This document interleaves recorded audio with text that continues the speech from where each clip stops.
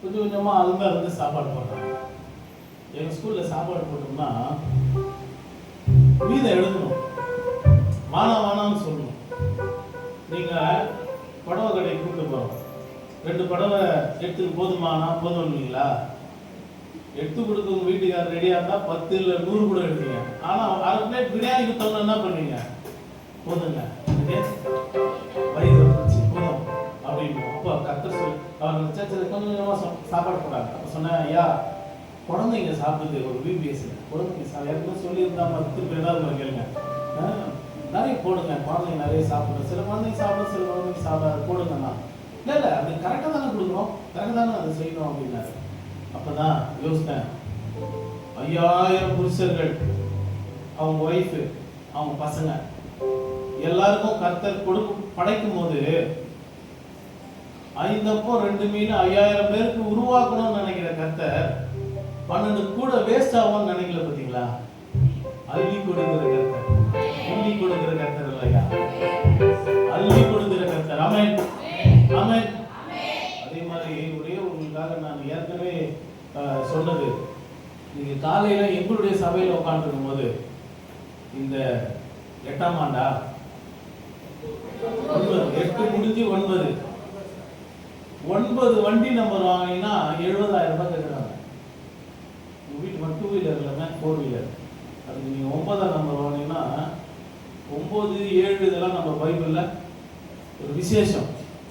70,000 கேட்குறாங்க. 9ஐ கர்த்தர் உங்களுக்கு ஃப்ரீயாக கொடுத்துருக்கிறேன். ஆமென், அல்லேலூயா. இப்போ நான் 10 லிட்டர் தங்கத்தை உருகி உங்கள் வீட்டுக்கு எடுத்துன்னு வரேன். எத்தனை லிட்டரு? 10 லிட்டர் தங்கம், 24 கேரட் தங்கம் எடுத்துன்னு வரேன். ஆனால் உங்கள் வீட்டில் 5 லிட்டர் பாத்திரம் தான் இருக்குது. என்ன பண்ணுவீங்க?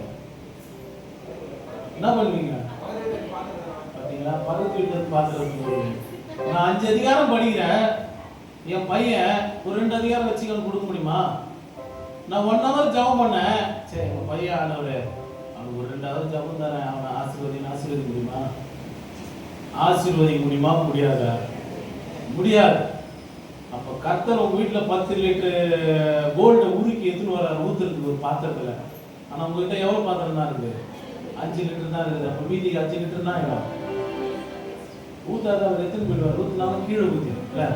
அதனால ஆண்டவரே, என்னுடைய பாத்திரத்தை பெரிதாக மாற்றுகிறேன். நான் இந்த 9வது வருடத்திலே என்னை கர்த்தரை ஆசீர்வதிக்கிறார். என்னுடைய பாத்திரம் பெருகட்டும் ஆண்டவரே. நான் நிறைய ஆசீர்வதிக்க பண்ண ஆண்டவரே. என் சபை இருக்கிற இடம் இல்லாத மாதிரி ஆசீர்வதிக்கணும் ஆண்டவரே. ஆமென் இல்லையா? மோசேயின் கையில் ஒரு கோல் இருக்கு. என்னடா பிரசங்கம் பண்ணாம இருக்காது, உங்கள் இருதயம் கலங்காத்துக்கு வர முடிச்சு பாட்டு கூட பாடல. கையில் ஒரு கோல் இருக்கு. அந்த கோல் உயிர் இருக்குதா இல்லையா? உயிர் இருக்குதா இல்லையா? இல்ல. மரத்துல இருந்து உடைக்கிறோம், உயிர் இருக்குதா இல்லையா? அந்த கோல் இருக்கு. அப்புறம் உடைச்சி கொஞ்ச நாள் ஆனவன என்ன இருக்குது? இருக்கு உயிர் இல்ல. உயிர் இல்லாத கோலை கொண்டு பல அற்புதங்களை கர்த்தர் செய்திருக்கிறார். இந்த கோலடி பகுதியிலே உங்களை கொண்டு கர்த்தர் பெரிய அற்புதங்களை செய்திருக்கிறார். ஆமென் சொல்லுங்க. அல்லேலூயா. தம் அண்டை வருபவரை அவர் பசி